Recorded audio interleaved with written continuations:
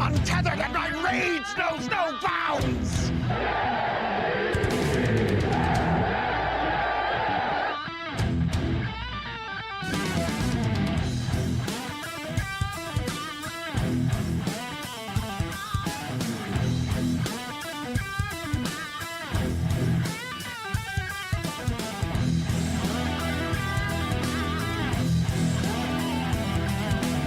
We're the freaking New York Jets, so we're built for this shit. Another day, another week in the lives of New York Jets fans everywhere, and we just can't seem to catch a break. Welcome, everyone, to Just Embrace the Suffering, presented by No Credentials Required in association with Belly Up Sports. My name is Ryan McCarthy. I am one of the hosts of your show. We'll talk about the Jets in just a moment. I'll bring in my co-host also in just a moment, but before we continue, we're basically going to discuss yesterday's roller coaster of emotions. Once again, that was the New York Jets facing the Tampa Bay Buccaneers in Tampa Bay. They were this close to stealing a win, but not to be. And now they're 0-3. Hey, I rhymed. Hey, good for me. All right, we're gonna bring in my co-host in just a moment. But before we do that, just want to remind people to please follow us on social media. Follow No Credentials Required on social media on Facebook, Twitter, Instagram, YouTube. Also, just search No Credentials Required. Also, check out our written articles and other podcasts at bellyupsports.com. On the podcast side, you can listen to No Credentials Required on your favorite platform, including Apple Podcasts, Spotify, Spreaker, Amazon Music, iHeart, TuneIn, Pandora, this YouTube channel, and Podbean, and hit that notification bell on Twitter and on YouTube so you know when this show is live, because this is this is a social media exclusive. It won't be put on the podcast side. So it's so YouTube, Twitter, Facebook, you'll see it in the No Credentials Required channel. Hit that notification bell, and as always, give us a thumbs up. Leave a comment in the comment section if you're watching on replay, or join us live, as we are currently live right now. It's currently 8:55 p.m. Eastern time, and I'm going to go ahead and bring in my friend, South Florida's biggest Jets fan and also the biggest Panthers fan that I know, Dan Goldstein. Dan, how are you doing tonight, bud? Well, I'm doing just good. You know, we didn't even plan this. Like, you have it as That's So Jets, and I had it as Just So Jets, and we did not plan that. We didn't. We did not plan that. We did not talk about that up front.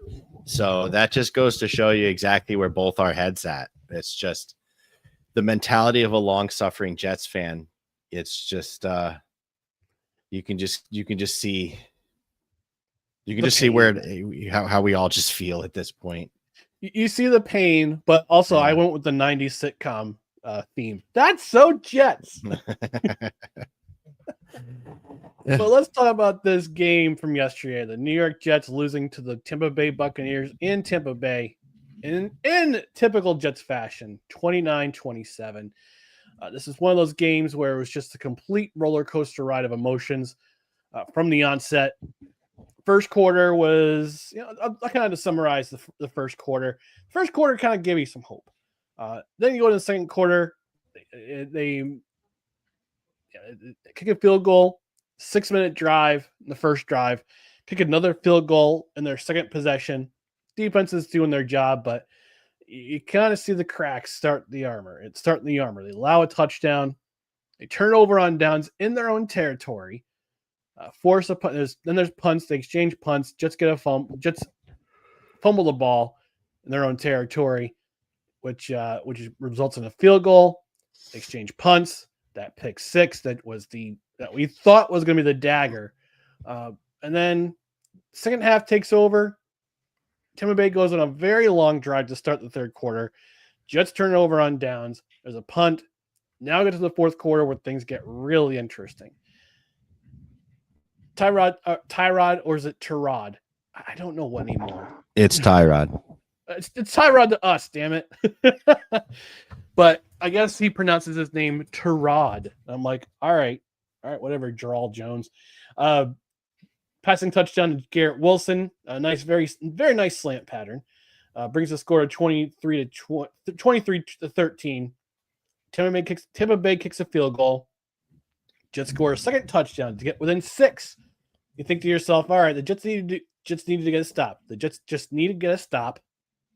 and they get the ball. They've marched down the field the last two times, and scored a touchdown. Maybe there's some hope in this game. And then Will McDonald makes play of the year for the Jets so far. Right now, it's a play of the year, but it's also the biggest play in Will McDonald's career to this point. With that blocked field goal that he scoops up, takes it all the way back for a touchdown. You see Aaron Glenn do that dance that's now viral, which is now a GIF everywhere. You think to yourself, all right, Jets are up. They might win this game. They might win this game. And then you look at the clock. Then you saw the clock. There was a minute 49 left. In Jets fashion, that's 10 minutes. That's 10 minutes for any opposing team you play. Yeah. And just like that, Baker Mayfield doing Baker Mayfield things, doing his dog act, marching the Buccaneers down the field, getting within field goal range. You think to yourself, all right, let's try to do the same thing. Let's get another block. Let's see that amazing play that Will McDonald did, except they line him up at the edge to try to come in, and Chase McLaughlin, walk-off field goal. Jets lose 29-27. We texted back and forth during the game. I've got copious notes. I've got a lot of notes here, but Dan, I want to get your insight. What do you think about what's going on in your mind following this game? A lot. A lot's going on here. Let's see where to start here. The run game is non-existent. For a team that built its entire identity on the run, they had Tyrod Taylor pass 36 times in that game.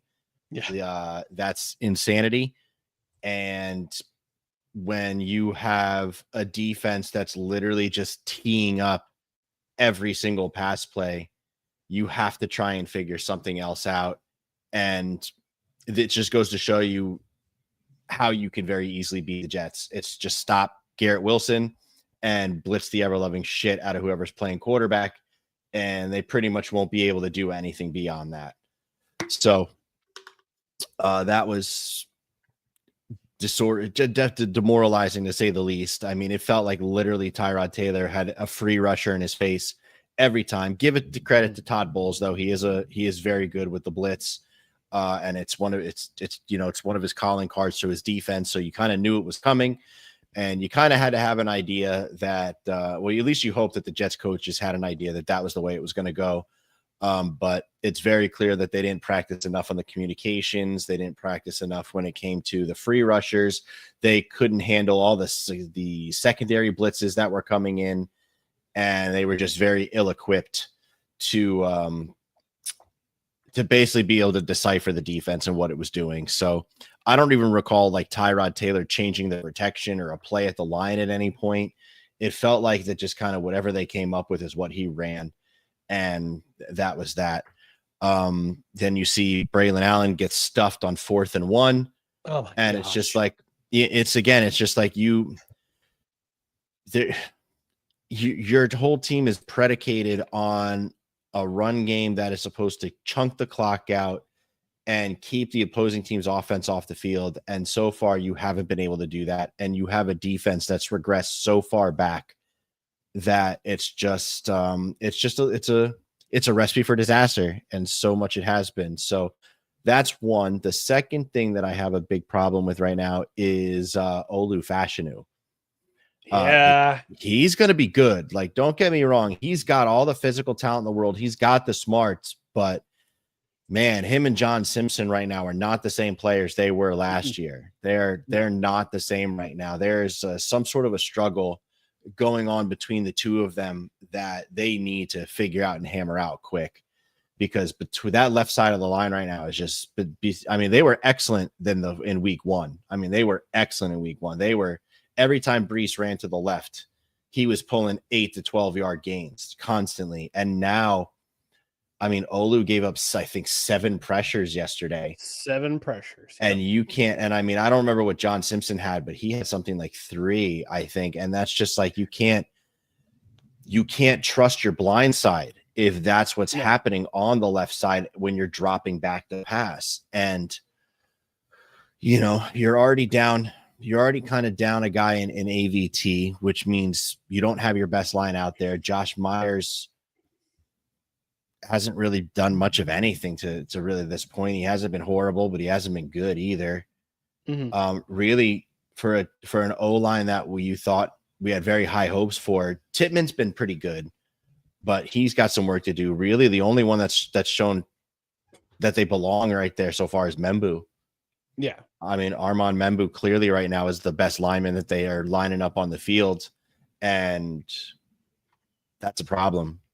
That's a problem. Where's the John Simpson from the last 2 years that came in and has been excellent? Where's the Olu Fashanu that we all thought we were getting in the draft that, is able to mirror these defensive ends and, handle himself being on an island? And we're just not seeing it right now. And then between those two things and the penalties, I mean, it's just so typical Jets to have backbreaking penalties. I mean, you had Tampa Bay. Tampa Bay couldn't get out of their own way in that first half. They had 14. Tampa Bay had 14 penalties in this game.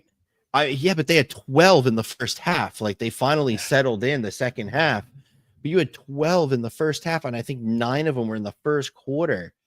Like, when a team has 9 penalties in the first quarter, you should be dominating them.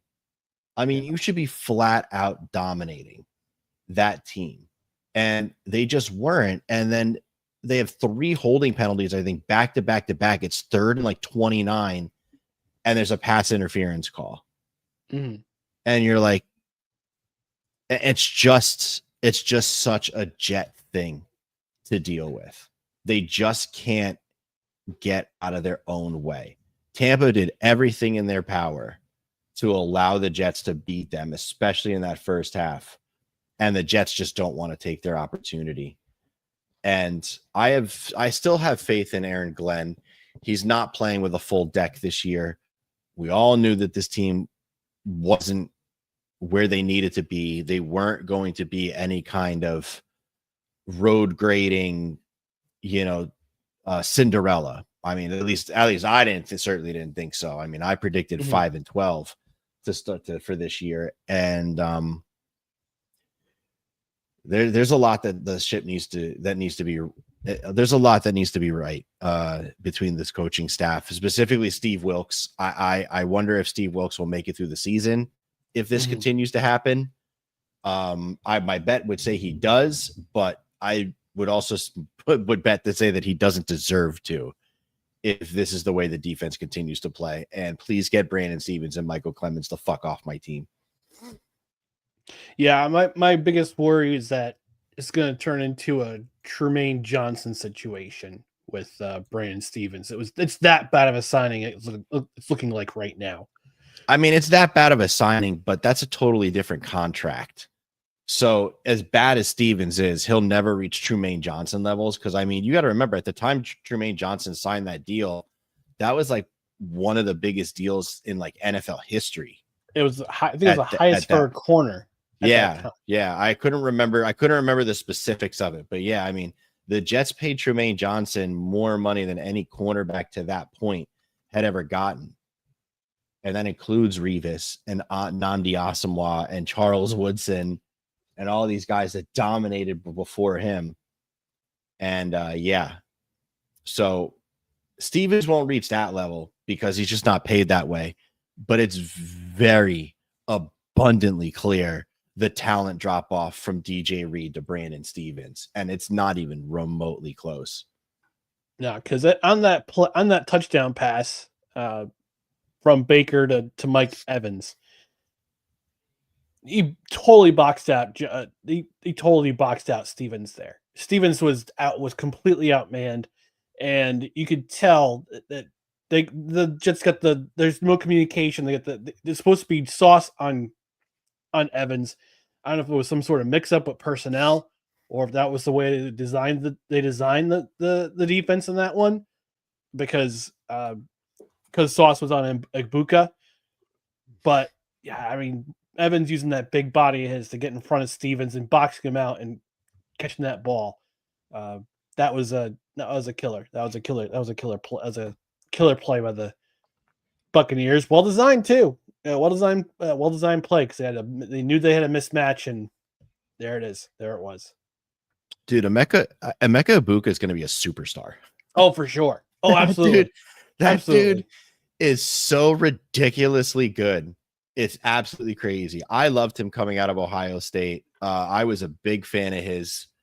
I would have loved to see if the Jets somehow would have traded down and ended up with the Ibuka. I would have been absolutely thrilled with that pick. I thought he always was going to be an excellent player in this league. I just didn't expect him to be this good this quickly. I mean, his one-handed catch over Sauce, I mean, that was a perfect throw and an even better catch because Sauce had great coverage. You know, Sauce took away that entire angle. The only place he could get it was where Baker put it. And that catch was insane. You had that debatable catch when he was up against AZ Thomas that ultimately was called an incompletion. But I mean, still the concentration to be able to even come down with it and make it, make it a conversation was crazy. And then that pass in the fourth quarter, I mean, what a laser from Mayfield back to Ibuka again to get them into field goal range. And I mean, just DJ Reed let that kind of stuff happen. I mean, not anywhere near as much as what Brandon Stevens was allowing it to. Not anywhere near as much. I mean, DJ Reed wanted out, and I don't blame him. He didn't want to be part of the culture anymore. He saw some things in the locker room he didn't like, and was willing to go elsewhere. And man, I think I miss him more than anybody else. Yeah, indeed. I got my share of thoughts that I have, from the memory of the game, watching the game yesterday, and watching the highlights on YouTube today. I got thoughts. I sent you a picture this afternoon. Yeah, I've got thoughts. The majority of them are not good. Well, they should have been good after what we saw yesterday. No, offensively, after the first quarter, they totally abandoned the run game. I mean, we saw both Braylon Allen and Breece Hall were getting chunk yardage. I mean, Breece Hall's longest run was 17 yards. That was on the first drive. That was on either the first or the second drive. And then they just absolutely abandoned it the rest of the way. This is a team that was supposed to be run first, then pass second, because they had limited options at receiver. No imagination on either fourth down series, especially in the first half when they're inside their own 50. They decide, we're just going to do a dive and let Braylon Allen try to muscle his way in for a first down. The one thing I was maybe you can answer my question here, Dan. That catch by Garrett appeared to be at the sticks. It looked like he maneuvered himself to put the ball forward, the tip of the ball on the line, and I'm very surprised that there was no challenge there by Aaron Glenn for a virtual measurement. I thought he caught the first down. That's what I thought. I thought he had enough to make the first down, and I also was very surprised that there wasn't more. There wasn't really a lot of looking back at the replay from what I remember either. It's not even like the booth was even going back and trying to go over it 4 or 5 times to see if it was challengeable or not. It was just kind of like everybody just accepted he was a little bit short, and then they went for it. And I would have liked to have seen a few different angles, but again, I just don't recall. I don't recall them showing it. They showed the replay once that I remember, and then that was it. Yeah. And Fox, that was a Fox game. So usually if it's Kenny Albert and Jonathan Vilma, either the B or the C game usually. So I'm surprised they didn't have more angles to show. And I'm also just very surprised that Aaron Glenn didn't decide to challenge, because you can challenge where the ball is placed or the referee marks it. I'm just shocked. I don't know if he was saving his challenge for later, not that it really mattered, but It was very shocking to me. They decided not to challenge it. But again, no imagination on fourth down. I mean, that's the type of play you want to have. You want to do a play action. You want to do you do a play action fake handoff to Allen and find either Rucker or Taylor in the flat as a tight for the tight end. Get 5 yards, get a first down, keep the drive going. No, unfortunately, it didn't do that. And on 4th and 13, all your receivers are covered except for Allen Lazard, and he's the one who winds up with the catch. Drop passes by Garrett Wilson, which is uncharacteristic for him. Tyler Johnson with that brutal drop. Yeah, that was painful. That was painful to watch. I don't expect the drop pass from Garrett Wilson, especially on one that he could have hauled in for a big gain. Same with Tyler Johnson. You made up for it a little bit later. No effort by Garrett Wilson on Dean's pick six. Usually you see him run back to the ball on that type of pattern. I don't know what happened if there was a miscommunication or he just got lazy or Dean just was at the right place, just jumped the route at the right time and takes it back all the way for the score. But I texted you right after that, and I just wrote, what did I write? Let me see I'm just trying to find out what I wrote to you. Oh, something like uninspiring football. That's what I wrote to you. It's uninspiring football, because at that time, the only people who really seemed to give a crap were the Williams brothers and Quantez Stiggers. Because Stig made us put the hit stick on a special teams play on a punt return. Like, I know he's a serviceable backup at corner, but the Jets may have found their gunner on special teams, and Stig is going to be that guy for the future. He's going to be that gunner on special teams on punt return. O-line, horrible day. 11 quarterback pressures, 7 getting up by Fashanu. Everyone else had 1 quarterback pressure, 4 sacks allowed.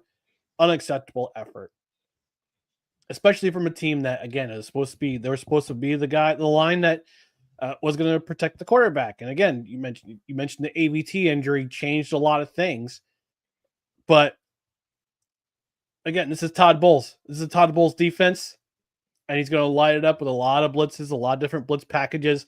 We saw John Simpson get beat on that corner blitz by that safety blitz by Antoine Winfield, and that caused the fumble that led to a field goal. So that's uncharacteristic line play from a Jets team who's much better than this. No explosive plays at all.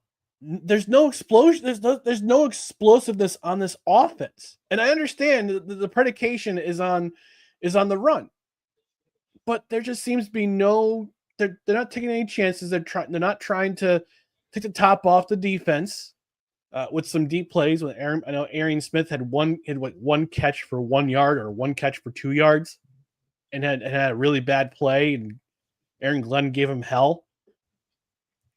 But you gotta at least try. Do some play action, because the teams are going to expect the run.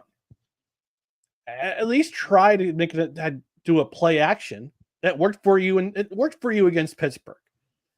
And 9 plays for a loss.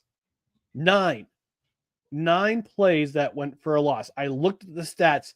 The Buccaneers had 9 tackles for a loss in this game. Atrocious. Absolutely atrocious. Defensively, this Wilkes scheme of playing zone from pillar to post, from beginning to end, is starting to wear thin. And they chose to stick with the zone at a time where they needed to get a stop, which was with 1:49 left after that blocked field goal by Will McDonald. Why aren't you switching up to man? Why aren't you dialing up some exotic blitzes with the corner blitz or safety blitz? Again, no imagination on either side of the ball. You're not going to win games that way. Michael G.D. Clemens at edge. And I understand. You got an injury. JJ's injured. He hurt his ankle last week. Thankfully, it's not a long-term injury. He was out this game. He's too slow for Clemens is too slow to play edge. He's too small to play interior. What is he doing out there? I know it's a personnel issue. I know Aaron Glenn said last week's press conference, Michael Clemens has done everything we want him to do. We wanted him to do. But face mask penalty, getting blocked by Cade Otton on that big run by Baker Mayfield when the Bucs were driving before that blocked field goal. Like at that time, I was like, all right, this game is pretty much over. Cade Otton just absolutely blocked the hell out of Clemens, and Clemens is rabbit punching Cade Otton, trying to get out of that block.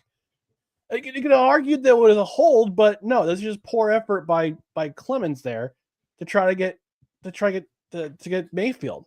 So again, what's he doing on this team? No turnovers again. No turnovers. They have no turnovers at all this year. They had one sack, 16. I keep hearing this. It's either 16 or 19 missed tackles.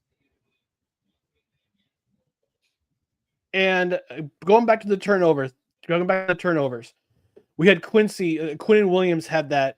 It wasn't a strip sack, but he hit Baker Mayfield's arm, and the ball goes flying, and you see Clemens try to get that fumble recovery, but Ibuka knocked it backwards before Clemens could get to it.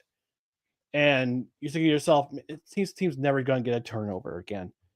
Unbelievable. They kept falling for the play action because when you see Bucky Irving, he's a threat. He's a threat on offense.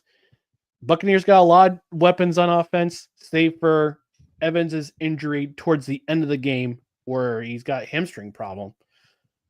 But they kept falling for play action, and Buccaneers kept getting big plays.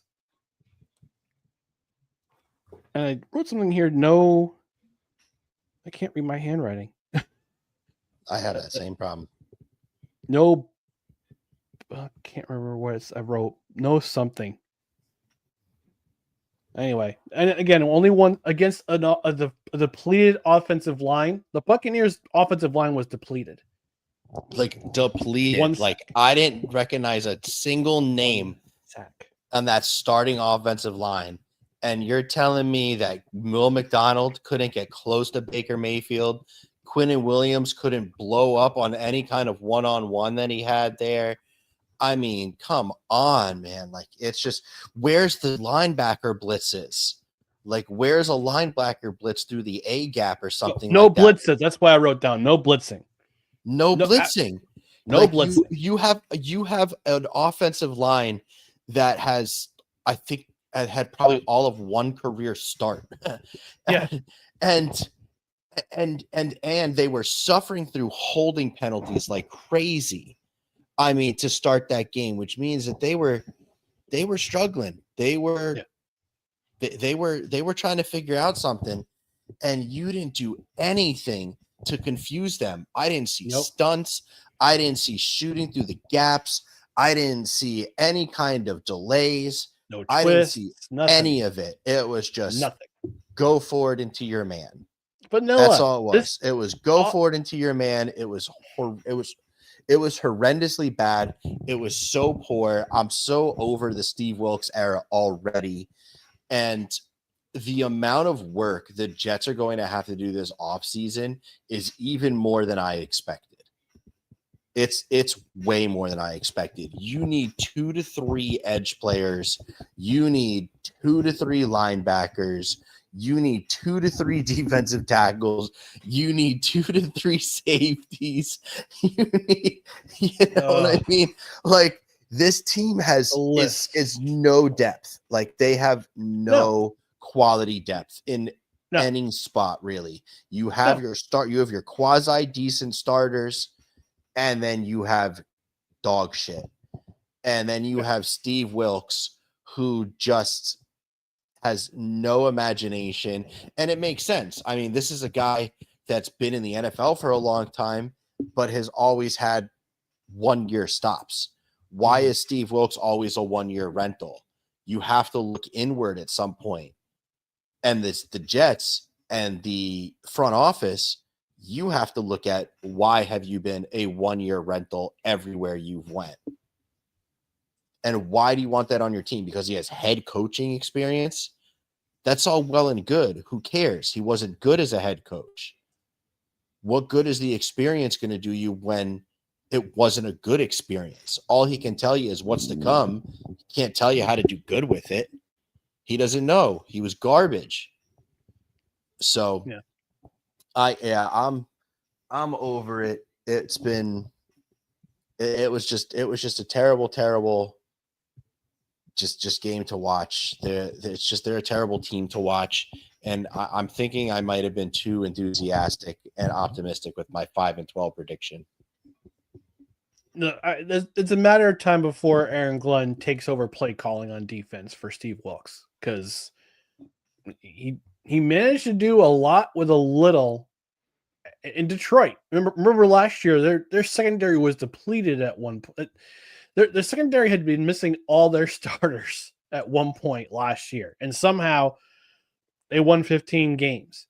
Now, I'm not saying that the Jets going to come back and win 14 in a row. That's not going to happen. But I think eventually you're going to see Aaron Glenn just get sick of what's transpiring on the field, and he's going to have to take over play call for defense. The one bright spot in this game for the Jets was on special teams. Nick Folk, 2 field goals, a couple extra points. And then Will McDonald with that incredible field goal block. And they took Chris. I don't know if I gotta wonder what was going through Chris Banjo's head, special teams coach Chris Banjo. Because if there's one unit that has been pretty decent this year, it's special teams. Punt coverage has been pretty solid. Kick return and punt return is still kind of all right. So all right. So let me just wrap things up here. Special teams was great. Will McDonald. I got a little bit of a rant about that, but before we do that, let's go to our commercial break. When we come back, I'll finish my rant about Will McDonald, what some Jets fans had to say on social media and whatnot. So take a quick commercial break. We'll be right back in just a moment. You are watching Just Embrace the Suffering on No Credentials Required. Hey everyone, it's Ryan from No Credentials Required to talk to you about one of our newest partners at Belly Up Sports, SeatGeek. Yeah, live sports is great on television, but the feeling of being at the arena is a priceless experience. That's why our friends at SeatGeek are there to help you find the best tickets at the best prices. Not only can you get tickets to sporting events, but you can also get tickets to concerts, comedy shows, musicals, and more. Search for your desired event now at SeatGeek.com, enter promo code BellyUpSports at checkout, and you save $20 off your first purchase. SeatGeek. Life's an event. We have the tickets.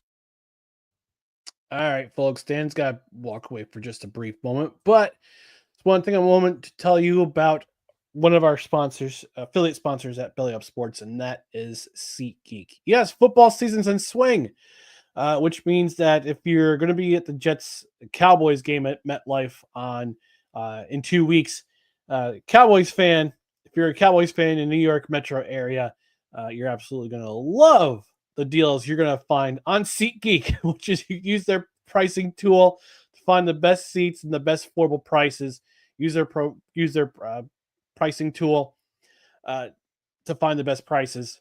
You see the little green dot on the screen? That tells you it's a really good price for the ticket you're going to buy. But again, it's not just football. It's not just NFL football. It's also college football, Major League Baseball. Last week, final week of the season, final week of the regular season. Playoffs are starting soon. Still some teams battling out for the playoffs, including my New York Yankees. They're only 2 behind Toronto for the AL East lead. So, and they're shutting my mouth so far because I predicted they wouldn't go to the playoffs. But but playoff tickets are available. Going to be available very, very soon. NHL season starts 2 weeks from tomorrow. 2 weeks from tomorrow already. And the NBA season starts in a month from tomorrow as well. But it's not just sporting events, concerts, comedy shows, anything that requires a box office ticket. You can find it at SeatGeek.com. And when you do that, use promo code BellyUpSports at checkout. You get $20 off your order of $50 or more. I mean, can't beat that. You can't beat $20 off $50 or more. Find yourself a ticket for $50. Use that promo code. Save yourself some money. Save yourself a little bit of cash. You can find yourself a nice little prize at the concession stand. Or prize. What am I talking about? What am I, a Carnival Barker? No, I'm not Carnival Barker. Get yourself a little souvenir. Get yourself a nice cold beverage or a hot dog or whatever you want. $20 in your pocket right there. So again, SeatGeek.com. Find the best seat in the house for your price on that pricing tool, and use Belly Up Sports at checkout for your order of $50 or more. Dan's back, and actually, we got some comments in the comment section before I go to my my rant. Let me just remove this here. Calvin Johnson, not sure if it's Megatron, but Calvin Johnson saying, "Hang in there, guys. We're trying, man." My favorite player of all time in the NFL, Megatron. I appreciate you coming by, brother. Love to meet you one day. And a great nickname. Absolutely great nickname. Megatron. Come on. Yeah. And my friend Scott, who's also a Jets fan, who's suffering with us, to say this group on defense has never stopped anyone with the game on the line. True. And how about creating turnovers? If I'm not mistaken, 3 games, 0 turnovers created on defense. Yes, true. Also true. And I've always been a sauce guy, but the great ones make great game-changing plays. Doesn't create a lot of turnovers, if any, over his career. How about a pick 6 one time? He did have a pick in that Buffalo game from 2022. Correct.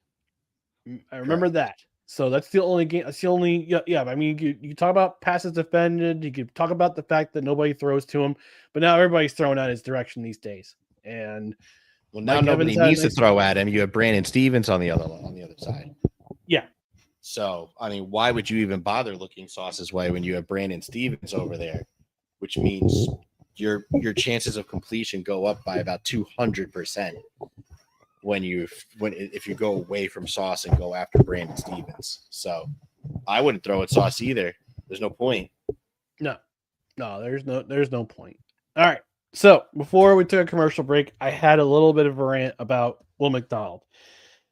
Not in a bad. I'm going to defend him on this because I've seen some comments on social media. I see some comments in some chats on Discord about Will McDonald having a quote lack of football IQ on his scoop and score of the blocked field goal because he didn't run out of bounds or he didn't take a knee or fall on the ground to get the offense back in the field to drain the clock and get a touchdown. Listen, in the heat of the moment, if you're blocking a field goal and you're scooping it, you're scoring because he had daylight. And we talked about Quantez Stiggers. He was right there with him, making sure that nobody's going to catch him. Absolutely nobody was going to catch him. And to say that he has a low football IQ, who lacks football IQ on that play, is just stupid, okay? It's just absolutely stupid because at that point, just take the lead. All they need is one stop, and they win the game. Because again, there's 1:49 left in the clock when the Jets took the lead to that point with Nick Folk adding the point after. But to say that Will McDonald has lacks football IQ because he made a tremendous play, and again, all credit to Chris Banjo for putting him on the field and making that absolutely legal play, jumping over that line to block the field goal and then return it. That was a stroke of genius at the time, absolute stroke of genius. And it's to whoever put Will McDonald out there, whether it was Chris Banjo or Will McDonald just saying, look, I can jump over that dude, put me in there. Whoever got that gets absolute a whole bunch of credit. Give him full credit. And again, like, what did you expect Will McDonald to do? did you want him to fall on the ground? I mean, he could have been tackled, but nobody was near him. And when you get the ball, after you block a field goal, you get the ball, you're running. You're running as fast as you can to that other end zone, to that opposite end zone, you're scoring. There's no sense in saying he's a low football IQ or lacks football IQ because he made a tremendous play, which at that time would have been the play of the year for the New York Jets. And they would be 1-2 right now if it weren't for their defense absolutely falling apart once again in a clutch situation, in a situation where they needed to get a stop. It's an argument that you could go both ways. You have a perfectly legitimate argument in that you're just trying to win the game. And this gave you an opportunity to go ahead, assuming you hit the extra point, and actually have a chance to win the game. Mm-hmm. So I 100% get it. To me, it was the right move to score.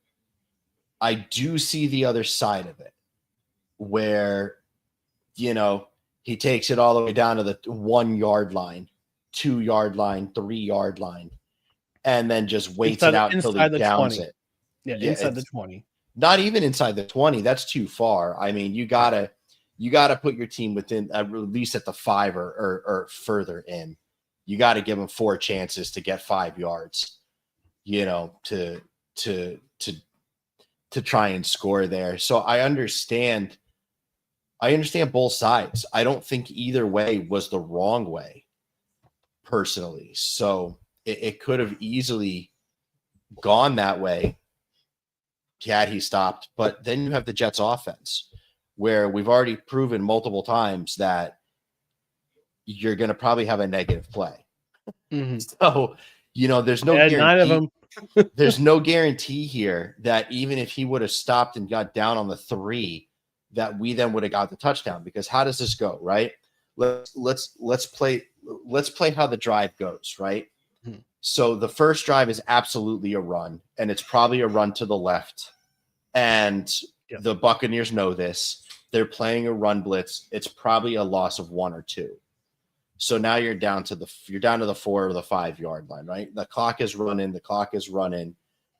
And I don't remember how many timeouts the Bucs had at this point. So I don't want to play that game. But if they have a timeout, they probably call it at this point. Second play, they probably run it again. This time, I imagine it's probably a stretch play where they try and get him behind somebody, moving towards one of the sidelines. And I imagine, again, it gets blown up because somebody like Ruckert or Mason Taylor, or Alan Lazard misses their block, and it's stopped for no gain. Now you're on 3rd and goal on the 4 yard line. Now is when Tyrod Taylor drops back to pass, and the Bucs are going to send the house. Do they connect like they did with Alan Lazard? Entirely possible. Do the Buccaneers get home and absolutely floor Tyrod Taylor as well because, the offensive line just hasn't been able to stop anything? Also entirely possible. The problem is that they haven't shown enough ability to score and adapt to game situations to where you can feel comfortable taking that kind of a chance. Mm-hmm. I mean, they're not, they scored 2 touchdowns today, but it took everything in their power to score those 2 touchdowns finally. And they're not scoring a lot. They're not scoring at will. They're playing very conservative football. And you have to take the points when you can get them right now when you're the Jets, and just hope that you're able to figure it out in being able to make some kind of a stop. And unfortunately, they just can't figure that out yet. They don't know how to stop a team. They don't know how to stop them from getting yardage. They don't know how to stop them from getting the chunk plays. And it's a serious problem. And that's why I don't believe either side was wrong. Okay. Yeah. And I looked it up. Tampa Bay had taken their first timeout at 2:28. So they had 2 timeouts left at that point. They had 2 timeouts left plus the 2-minute warning. Well, that would have happened after the kick. Well, also, before the field goal, the Buccaneers took a delay a game penalty, so it actually pushed it back 5 yards, and it was a 43-yard field goal. It's going to be a 38-yard field goal, but the Buccaneers penalty ridden today or Sunday, they took a penalty and then pushed the ball back 5 yards, and I think that's when they said, you know what, let's call this block, and let's go for broke, and it happened to work. But again, just happened to be that they left too much time on the clock, and their defense is unreliable when it comes to protecting leads, because this is the second time this year that the Jets have lost another one-possession game when their defense didn't show up at the right times, and the other team needed a field goal to win the game. I do want to talk about one other thing before we talk about the game against Miami on Monday night. After the game, Aaron Glenn was saying to the media, "Listen, we kept going, we kept fighting. We had a lot of fight in us today, and we kept fighting until the clock hit zero." You see him on the side. You see him after the game. He's clapping after the loss. We don't know what the context of it was. If he was applauding Todd Bowles, if he was applauding Baker Mayfield, or he was just misguided on inappropriate clapping. But then he was asked about the game and how he thought his players did, and he said, "Yeah, we just kept going. We kept fighting." And I'm going, and you see on social media, Jets putting, "We're in the fight. We kept fighting." And I'm like, guys, you fought for 2 quarters. 2. I would have been happier with this loss if they fought for all 4 quarters. I want them to fight. I want them to keep going. I want them to try. I want them to do well. But I want this fight from the Jets to be all 4 quarters. Not just the first quarter, not just the fourth quarter, not even the second quarter of the third, not even just the second quarter of the third quarter. I want to see it all 4 quarters. And I want to see an inspired effort from all 3 levels of this game. I want to see it on offense. I want to see it on defense. And I also want to see it on special teams. Because the only unit that really performed this game was the special teams. Between Nick Folk and his field goals, Quantez Stickers with inspired effort, putting the hit stick on punt return, and Will McDonald with the block and the scoop and score. That was the only unit that showed up on Sunday. And on Monday, all 3 levels better show up, because now they're in jeopardy of an 0-4 start. Once again, we've seen this movie too many times with this New York Jets team over the last 15 years, where they start 0-4 to start the season, and many other fans are talking mock draft already.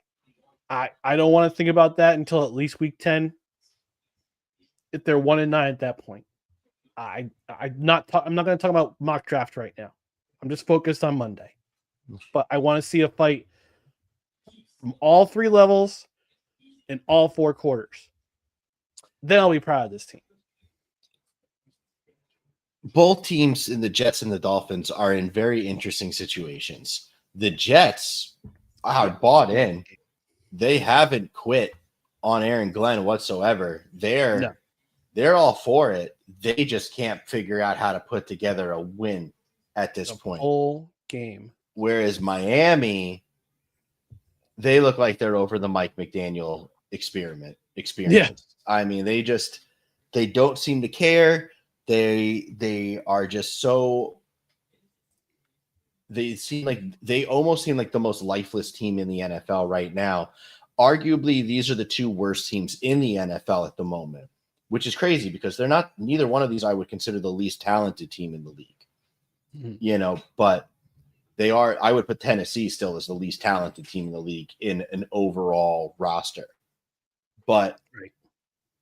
These 2 teams are by far probably playing the worst in the NFL right now in comparison to a lot of these other squads. And they're in just a very interesting predicament because right now, I mean, I think I texted this to you, like they're both in a situation where you want to be playing this other team because it's a get right game. It's like, all right, we're playing the Jets. This is how we can actually get our offense, in some kind of a rhythm. We can actually get our defense to start, getting home on the quarterback and maybe being able to create some turnovers. And then if you're the Jets, you're like, all right, fine, we're playing Miami. They don't have any heart. They don't have any will. They don't have any grit. This is the time to, be able to be the Jets team that we know we can be. The problem is you can't both do that and come out with a W. Mm-hmm. So I don't know. I imagine if I had to take a guess, and I haven't looked at this, so I don't know, I would imagine the Jets are probably favored by about 2 points going into this game. But I could be mistaken. Actually, no, it's in Miami. So no, never mind. I imagine Miami's probably favored by 1.5. Actually, because this is a home. Let me double check. The last line I heard was 2.5 for Miami. Okay. But I want to see it. But originally it started at 5.5 for Miami. But I want to see if the line. I want to see if the line has moved. So it started at 5.5. That's crazy. Started at 5. I would absolutely take Jets plus 5.5 against Miami. 2.5 is a different story. Yeah, Miami's still a 2.5 favorite. The over/under is 44.5. It'll be under. I don't think there's any doubt it'll be under. Neither one of these teams knows how to move the ball very well. Neither one of these teams knows how to score. Yeah, thank you, Scott. We got it. But yeah, no. So it's just which team is actually going to do what they need to do on Monday night? Unfortunately, the rest of America is going to have to watch the Ophir Bowl along with us on national television. I certainly don't wish to be watching it. At least I wish that I wasn't watching it with the rest of the country at this point. But, here we are, life of a Jets fan. And usually primetime doesn't go well for the Jets either. So no, we'll just have to see. The last time the Jets won a Monday night game was the 2023 Buffalo opener. game. Yeah, the Buffalo 2023. Buffalo. Yeah, and I don't know if we saw Xavier Gibson sign with the Eagles this afternoon. He went to the Giants, got released by the Giants. Now he's an Eagle. No, I didn't see that. Yep, which means he'll be he'll turn into an excellent special teamer. Yeah, next to Sean Jackson. Yeah. Let me think about it a second. Yeah, so actually the next Monday's game is a 7:15 game on ESPN and there's an 8:20 game on ABC. So there's 2 Monday night games next week. The other one that's going to be on ABC is that's pretty much going to be the primary game. This one's probably going to be Chris Fowler and Dan Orlovsky, while the ABC game is Denver Cincinnati, and Cincinnati just got the. I mean, that's not even a good game right now. I mean, that's 2-1 with Jake Browning and 1-2 Denver that are underperforming like crazy. I mean, next Miami is a shitstorm of terribleness for next week. So, but if you're a betting person, absolutely bet Denver to score a defensive touchdown. Yeah, and you absolutely need to bet Nick Benito's sack as well. Yeah. Yeah, you need to bet a guy who was banned from the league last year for legal sportsbook, because that's what happened with that guy from the Vikings. No, I'm kidding. No, this one's going to be. The Jets need to stop the quick passes because Tua in their game last year, Miami, absolutely killed the Jets with quick passes. Like he looks like an arena football quarterback. 3-step drop, find a guy. 3-step drop, find a guy. Like, and he's absolutely kills the Jets with those quick passes to the tight end, to Tyreek, to Waddle, and then they go to the run game with Achane.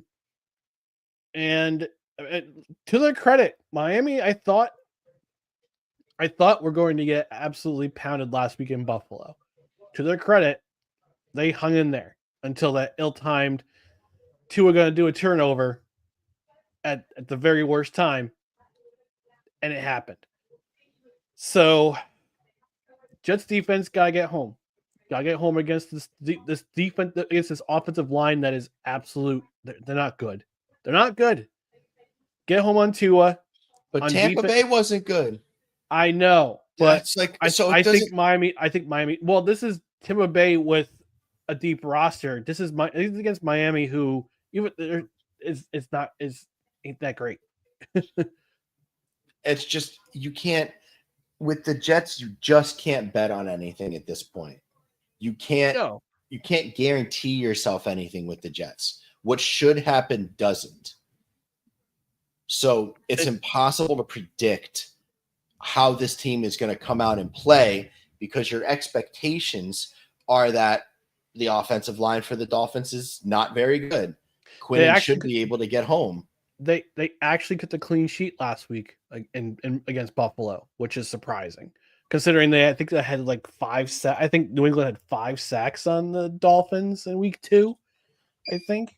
So what's going to happen here? I mean, are the Jets going to get 6 sacks or are they going to get no sacks? I mean, there's no in between. There's going to be no in between. I'm just telling you what I want to see. I don't think I'm not going to make predictions. I'm just telling you what I want to see. I want to see the defense get home against Tua. I'm hoping that they'll learn their lesson and dial up some exotic blitzes and give Miami show Miami some stuff that we haven't seen before with the Jets. I would love to see the run game come back for the Jets. Run on these hoes. Stunt on these hoes. Run on these guys. Run them into the ground. Please. And then use the pass. Like, look at the tape from week 1. Wash, rinse, repeat. I want to see that. I want to see that in Miami. And by the way, Dan, I know you're not going to be in Miami next week, but that's true. Tickets start at $33 according to SeatGeek.com. Use a promo code BellyUpSports at checkout for $20. I get Dolphins players coming into my work almost every week. My boss is good friends with a lot of the Dolphins players. Mm-hmm. It would not be anything for me to be like, get me tickets for this game on Monday night. And he would be able to do it for me, no problem. It's just so funny that this is the time where this is the week that I am going out of town and I'm not available to see the Jets because I have zero interest in going to that Miami stadium if it's not the Jets. I could not care less what other team is in town because I hate that stadium and those fans and the fucking songs that those fucking pieces of shit play all the time that I am not going to suffer through it. I'm not going to do it. I'm not going to listen to Pitbull for 4 straight fucking quarters. I'm not going to listen to that touchdown song from the 1970s that they play every time. I'm not doing it. I'm not doing it. I don't care if it's free. I don't care if you paid me. The only way I'd be able to go is just to support my own team, and I can't even do that. So I have the option for free tickets, and I won't even take them because I won't subject myself to it. I won't do it. When I tell you my hatred for the Dolphins runs deep, it runs deep. It's deep. Like people don't understand until I start really like going into it. Like my hatred for the Dolphins runs deep. I hate the Dolphins. I hate the Dolphins more than I hate the Patriots. I hate the Dolphins more than I hate the Patriots. And you lived there. I hate him. I hate him. I have to be nice to the Dolphins players that come in. You know, I'm nice. I'm cordial. Jalen Waddle is actually a very, very nice dude. Yeah. Let me tell you, I've had good conversations with him a couple of times already. He is a very, very nice guy. But yeah, that's that. But yeah, it's so funny too. You know, I texted you on this too, but Nick Needham, our newest Jet, actually came into my work 3 days before he was in New York and signed with the Jets and had his physical. So I was chatting with him the whole time. We had to take his Mercedes. To drop him off somewhere, and I could take it back to my shop. I work at a car repair facility. And yeah, I just got the bullshit with Nick Needham, our newest Jet, before he was a Jet. And just talk a little bit with him. He's also a very nice, chill dude. So yeah, that was pretty cool. Pretty cool. Oh, And FYI, Dan, for the Florida Panthers banner raising in a week, 2 Oh my weeks God, from the tickets Tuesday. are so expensive. They start on SeatGeek promo code Belly Up Sports to check out at $157. They're so expensive. That's the nosebleeds. Yeah, it's so much. It's so much. I Man, probably nice. could get free tickets for that. I'll probably be able to get some free tickets for the Panthers too, but we don't have Panthers players coming into my work yet.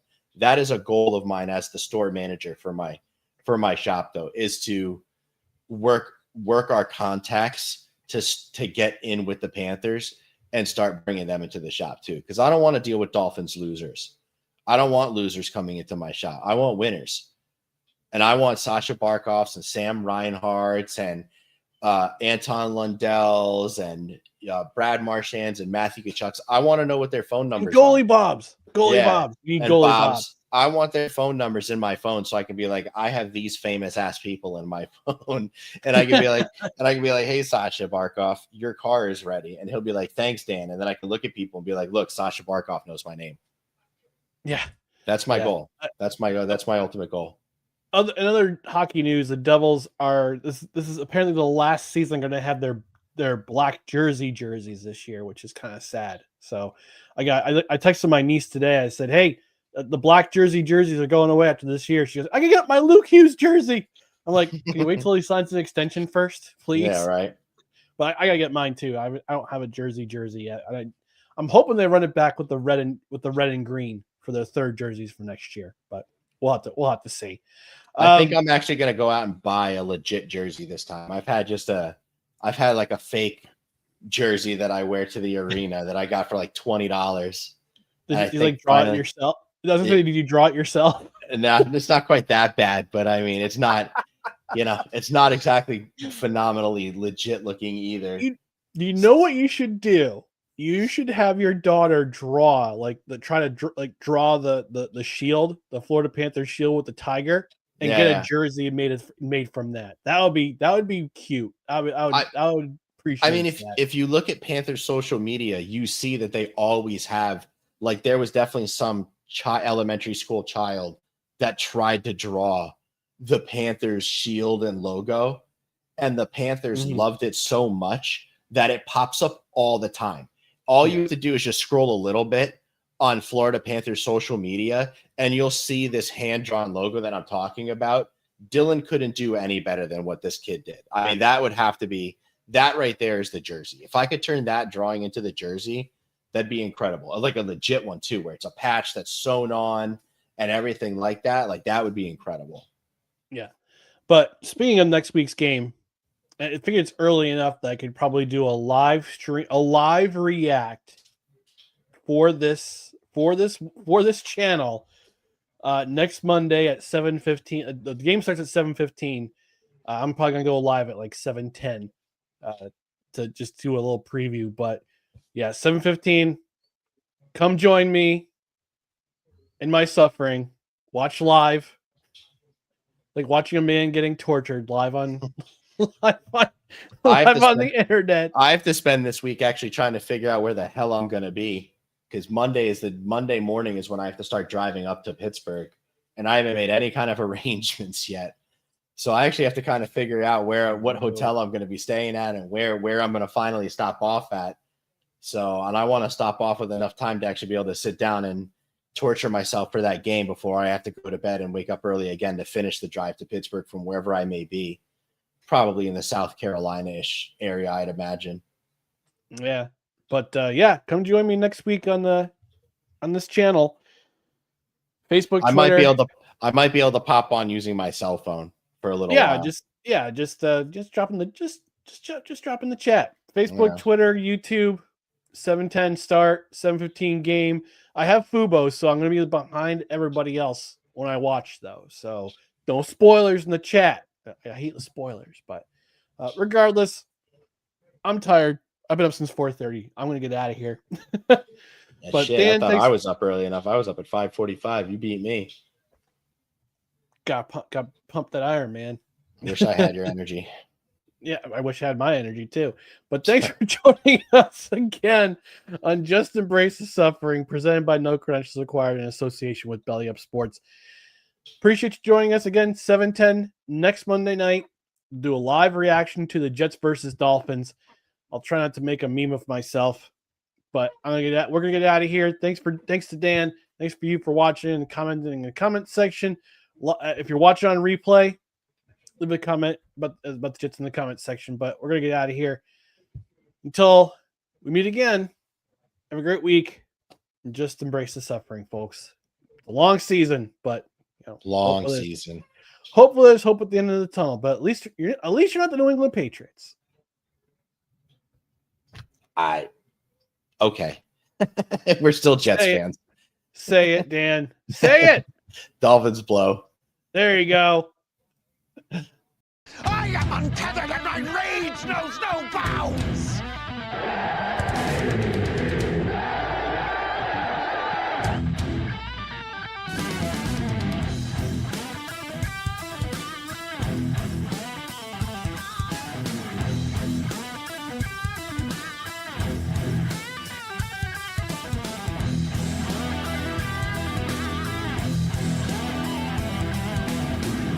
We're the freaking New York Jets, so we're built for this shit.